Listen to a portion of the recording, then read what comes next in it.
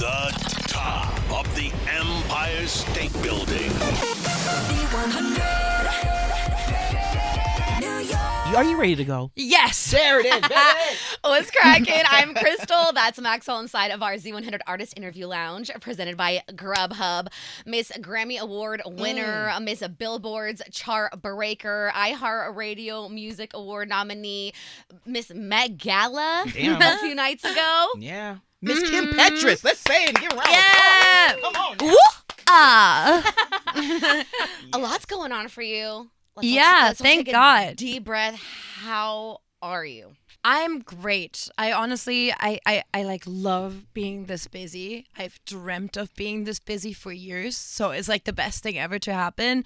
And I'm just so happy to be back in New York. This is like where I started out, where I used to perform on like bar tops and, you know, in front of like 10 people and in any gay club there ever was in all of New York. Yeah. I feel like I've performed in. And so it's just like going with Marc Jacobs to the Met, who was like the first person to reach out and be like, hey, my archives are open for you. Wow. You can just pull whatever, and like one of the first people to genuinely just support and just like, we love your music. And it's been such a full circle year, and that's so exciting. And then dropping a song with Nicki, Yes. you know, it's just all feels lined up and almost too perfect. Well, Wait, what does that mean, having Marc Jacobs so open his blessed. archive for you? Like, what does that entail? Is there like a website you just go through?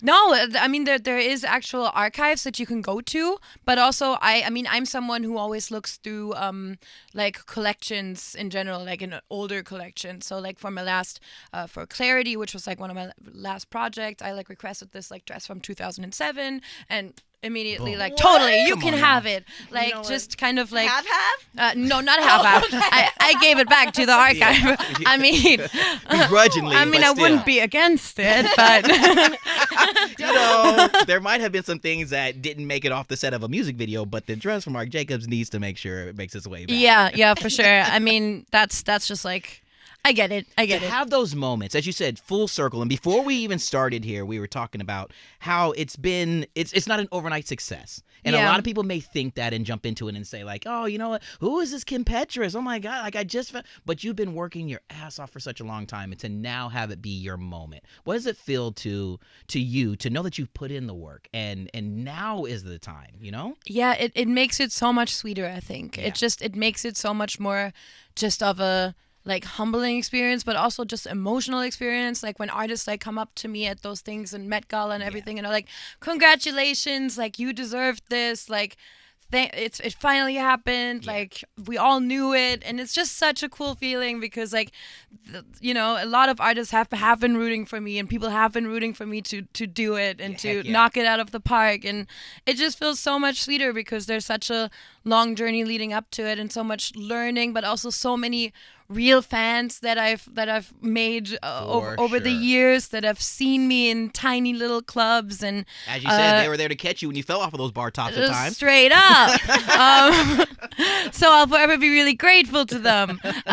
Yeah, but it's just it's very magical, and I just feel like, yeah, like all of it was really worth it, and like I should have believed in myself even more because it was possible to do it, you know? Yes. Well, speaking on that long journey, I know that you come from a musical background. Like your dad was in jazz and played hella instruments, and you grew up singing with your sisters and harmonizing with them. But you started writing at 12. What were you writing? What was like a first song you wrote about? Do you remember any of those? Yeah, it was like about a boy in school who didn't like me. It always is. It was so bad. It was really bad, but I was really proud of it. And I like showed it to my parents. It was like this dramatic song, and I can't believe I showed that to my parents. But anyway, I would just kind of keep going and just watch. Like, I mean, YouTube was around and was a great tool to have because I could just go on there and like type in pop songwriter interview and learn a lot from it. And Wow. I would just kind of, you know, pick a song on the radio and then try to recreate it on my computer, and like, how do I make the vocals sound so good, and like what kind of mic do I need to get, and what kind of setup is good. And then I started out making jingles in Germany for laundry detergent, and then that was actually that was my first gig. Yeah, and that's I didn't know that. Yeah. Do you remember it still? It's so horrible. I will not be forced to do it. We're not making that memeable. No, Maxwell, that would be an absolute meme. Yeah, but so I started out making jingles, and then How old were you when you were making jingles? the first one I got, I think I was 16. No way. Yeah. So yeah, it was a laundry detergent, but I was so proud. There you go, as you should be. Yeah, and then I got a telecom commercial, like the mobile phone. I don't know. I don't. Yeah. And then I got a publishing contract, and then I was writing for other people and sending in demos, and never got a placement. And then I moved to LA and started making a network there, and started working with actual pop producers, and kind of went where all the music is made. And then some people cut my songs, and I got a publishing contract in LA. And then I was like, I always wanted to be an artist, so I'm just gonna take the money from the pub contract and put it all into my artist project. You had a vision. You had a totally goal. Yeah, and you're achieving it. And now Thank you. You're I don't know if you're still waiting or it's somewhere in the crib, but now you have I don't know if I'm gonna drop the album. You have a fucking Grammy. Yeah. Is it at the house yet? No, it's not, and I'm really pissed. Come on, guys. No, I held it that when I got it, and then I had to give it right back, and I still don't have it, and they ship it out around now. So I mean, maybe when it comes back, it might be there. Yeah. They've been saying don't expect it before middle of the year. Okay. But then I went to an Oscars after party, and every single one had their Oscars right? in hand, just this is, and I was like, you just get it? And I was like, I just got a Grammy and I don't have it. And they were like, aw. It was like do you have that place picked out where you're going to proudly display what you rightfully earned? And again, what's most important about this question is how special was it for you and Sam to have, and we know we got the speech, and I think the world really fully understands what this means for music and for inclusion and all the beautiful things that this song even stands for. But for you to stand on that stage to hold it before they ripped it out of your hands, but what, growing up and knowing that was something that you couldn't maybe, or you had that doubt that it wasn't possible, but you did attain that. Yes. What does that mean to you? It means that that the music industry, it really is just about, do you have it in you? Do you have talent? It doesn't matter who you are, where you're from. It's just, can you write? Can you sing? Can you, do you live for music? That's all that matters. And that's why I loved making music, because I feel like it didn't matter my gender identity and where I'm from and all of that stuff just went to the back. As long as you're talented, you're invited to the room and you're welcome there. And that's what that Grammy means to me, and to Sam too.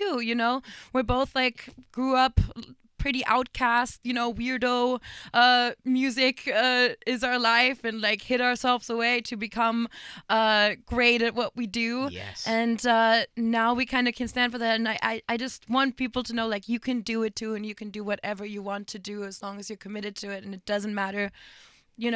Everyone's equal. Just if you work really hard and you keep believing in yourself, it's attainable. And man, damn it, we got people in the room. Let's give a round. Yeah. You know what I'm saying? I was feeling it. I went there. As you should. Because I've heard you say that when you were first starting off in LA, a lot of the labels and people you'd have meetings, they didn't know where to put you, what to do with you. All these conversations were about your gender identity. Yes. And you being a pioneer in that space, do you sometimes feel yes, I am a representative, but at the same time, that's just not all I am. I kind of want to just get to the music. Yeah, for sure. I mean, I am a representation, but there's so many.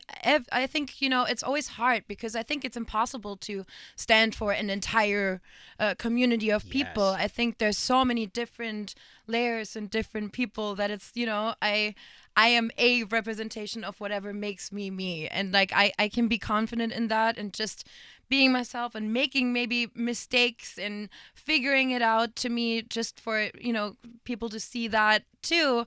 I think it's inspiring. It's for me, whoever wins in the end and figures it out, that's inspiring to see, and to see the journey. But yes, I'm proud that I'm just one of the first people to break through like that, who are trans, and to stand for that, especially in this time, because it's a pretty just scary and wild time, just politics-wise in the U.S., which I live here, so it affects me, and it affects my fans, and it affects everyone. And just knowing that they can just put on my music and that kind of fades into the background and it's not so scary, it's the most special thing. And I just want to protect that.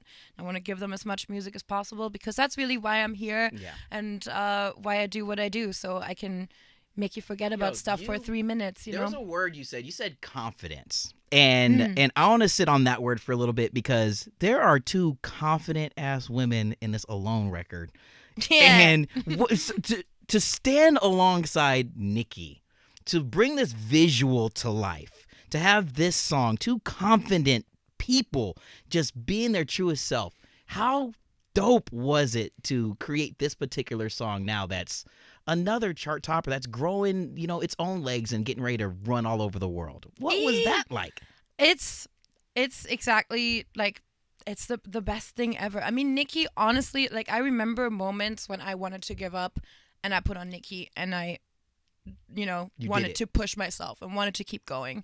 She is such a force of, like, she, like, inspired an entire generation with what she did, and made an entire generation believe that they can do whatever they want to do and whatever goal they set for themselves. Like, she's just, to me, I always, my day always gets better when I listen to her music, and I want to push myself, because she keeps pushing herself, because she just keeps getting better, and she's so amazing. And it was so cool to see that, when the camera goes on, like, how much she's got it down. She's, like, such a superstar. It's incredible. Like, I feel like you could take every single second of anything she did that was filmed and it would be flawless, Boom. So that was inspiring to see for me, and she made me feel like I was doing great, and it was, she was performing it with me and stuff, and it was just so that's cool. it, to know that you can stand alongside someone that what's something radiates that you that energy. learned? I thought I would faint. What's something that you I found out. I learned that I'm not going to pass out. Yeah, thank God, because I was, like, definitely like, oh my God, because I met her for the first time in person right there at the music video, like, on set. So it was, like, very, like, I think I'm gonna faint, but then she was so cool, and so, like, I love the song, and I'm so excited about it, and she was, like, singing along to it, and that was the coolest shit ever. Can I ask you what are 7 numbers in her phone? What 7 digits in her phone number? Can I ask you that question? You know what I'm saying? It's like, nah. Nope. And that's how I never get a Nicki collab ever again. Working with Nicki, what's something that you learned, something that maybe we wouldn't know about her? That I feel like what you see is what you get. It's just, like, really, I mean, I like her more now just because, like, I saw it in person and I was like, whoa, this is, like, you really are this crazy superstar, like, all the time. And she was so, like, encouraging and so funny. Like, she's funny, so funny. Like, and, why? What do you mean? Just everything she says is just funny. The best, She she just tells, says you didn't know Nicki Minaj? She tells the best knock jokes ever, fam. Yeah. No, I don't know. Just the way, she carries herself in such a cool way. And I just feel like everybody just, like, respects her so much around her. And well, everyone respects you as well. Thank And I you. hope that you understand that and you feel that and you believe that you. is that, I mean, it's really something that's truly special. Again, going back to what we said a little bit earlier in the conversations, that you've worked your ass off for a while. And before we started this combo and press record, it was about just knowing that now is your time. And you mentioned it. You put in the hours, the years. You wrote the jingles, the telecom stuff. And, and now you have these things here, to show for it. Not that was what you were doing it for, but your work ethic, your hard work, your ability to stand next to someone like a Nicki Minaj or like a Megan Trainor or, you know what I mean, a Sam Smith, and to hold your own. We respect you, and you deserve and get that same type of respect because of who you are and what you do. So know that, seriously. Stop. You're going to cry. No, I'm just trying to work my on getting those 7 phone glasses. numbers. I'm just trying to get those 7 digits. That's all. That's all. And now, Kim, the album is finished. Yes. 3 years in the making. Crazy. Where were you 3 years ago, and how's that different from where you are now when it's complete? I was in the trenches. Right? Yeah. Why? Well, 3 years ago, didn't lockdown start? Yeah. It was definitely, I mean, I just came off tour and my touring was, like, so sick, and then I had to stop touring, and it was everything I loved and wanted to do. And then I made an album in 2020, and then I wanted to release it, and then it kind of got leaked, and then everybody lost excitement about it, and then it was a little tough. But then I got put into, rooms with people, and like I feel like the label really was like, this is how you make a major label album. Wow. And that kind of really inspired me, because I got to work with people who I had never worked with before, who were really just inspiring people. I went to Sweden, I recorded some in London, just like I got to like travel and just try out new things and work with new people. And so this is like nothing I've ever made, and I think it's better than anything I've ever made, and that's just so exciting, because it just it's years in the work, and it's been kind of the songs that have been living in my head for a long time now. So to like set those, and to think, as you said, you mentioned you got to do so much more growing in that moment, and or in those moments of it sucked, but you became a stronger, better person, and those stories, I'm sure, are what we're going to be able to be a part of. Yeah, for sure. I mean, I had a big breakup, like it just like it all kind of like went down, and it's funny, like I feel like that always kind of happens, that everything just like falls and feels dark, and like right before it's about to happen. Because then Unholy took off, and like right in like the darkest, like, oh, I don't know if I like can do this anymore, and when I felt very discouraged, by everything, it happened. It just popped off. Well, you debuted Unholy on stage at our iHeartRadio Music Festival in Vegas. It was so fun. I caught you right as you got on stage. We didn't know what was going to happen. What was going through your mind when you were going to perform that? Because no one's really seen anything like that before. No, for real. Like it was a lot. It was amazing. Yeah. Well, it's such an interesting song, and I mean, I saw a lot of Sam's shows and rehearsals through the process of kind of doing everything together with Sam for a while, and I was just like, Sam has so many hits and so many amazing songs that I was just like, I just got to be on that same level, and I just got to kill my verse, super focused, just going through the verse a million times and figuring out some little moves to do with it. But it was some bitchy moves, and then it just like was so fun, and I really haven't played venues that large before Sam, so just trying not to be nervous, just telling yourself like, you slay, you slay, you slay, you slay, you slay, you slay, you slay, know it, and then you go out. Yeah, I was standing alongside someone who's in the room right now, Mario. That remember we shared that experience, and we were just like, this is a game changer. This is something that is an absolute game changer. Like, holy crap, what are we witnessing? And then so sooner. Cool. And it was playing across the country. That's so cool to know that. Yeah. Thank you. Yeah. Hell yeah. Yeah. You slay too.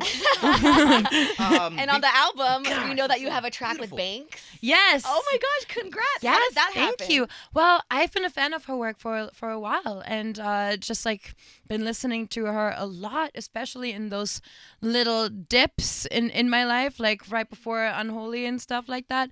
I was listening a lot to her music, and then I just kind of reached out to her one night, like listening to like one of her songs over and over, Gemini Feed. I was listening to that over and over again, and I like had a little idea, and I was like, it would be so fun to collaborate, and I know she writes too, and I know that she and Sam actually wanted to go to her concert, and so we went to her concert, and Sam met her, and I was too drunk, and I like passed out. That sounds like a me story. Yeah, Banks' fans are really hot, by the way. I definitely went home with a Banks fan that night, and do not regret it.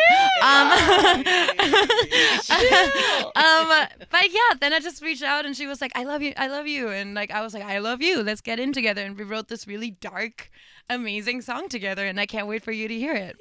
Yes. Listen, it's sexy too. It's like dark but hot. Oh my gosh. It's you. It's what you give us. It's your energy. It's your drive. It's your passion. It's your music. No, I mean what you bring to the stage. Yes. From little venues to now you're doing big festivals like Gov Ball. Like yes, I'm so excited for that. By the way, I can't wait for Gov Ball. What are we gonna see on stage here? Of course, you're gonna get the full shebang. I'm gonna definitely do Alone. I'm so excited to do Alone live. I have so many ideas on how to do it live. So it's just like such a live song that I just need to do immediately. I'm definitely going to do some unreleased stuff. Oh, wow. I'm going to take you, all the OG like fans, I'm going to do some slap pop for you, because it goes off. And yeah, I'm just gonna do kind of my. Are you gonna be hiding in underneath any more dresses?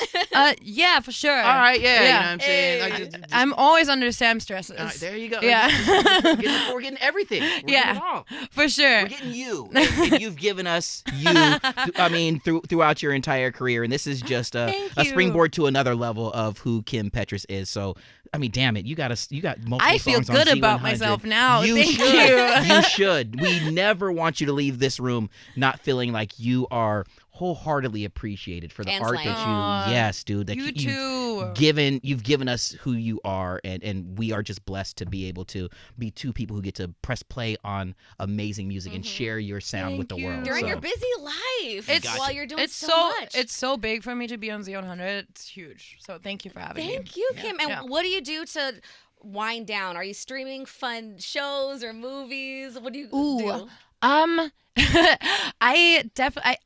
I've been trying to read, but then I feel like I get really distracted. What are you reading? Oh my God, I'm like reading this like awful like Greek mythology like romantic like thing. Ooh, like yes. it's. Go Oh my off. God! It's I need to stop, but I can. It's like a TikTok book. Oh my God, those suggestions, they really get us. I know. You reading I some can't- Greek I fan can't- fiction? Oh yeah, yep.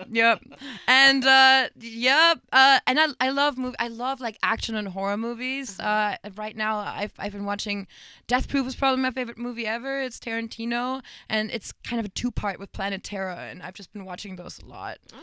So yeah, You need to watch I that. love like gore and all of that. I'm so into horror music and horror stuff. I Go don't. down to the subway. You'll see a lot of that down here. Yeah, No, yeah, I'm for sure. kidding. Whenever I'm bored. But honestly, my dogs. I mean, when I'm home, I have 3 dogs: Schnitzel, Carl, and Matilda.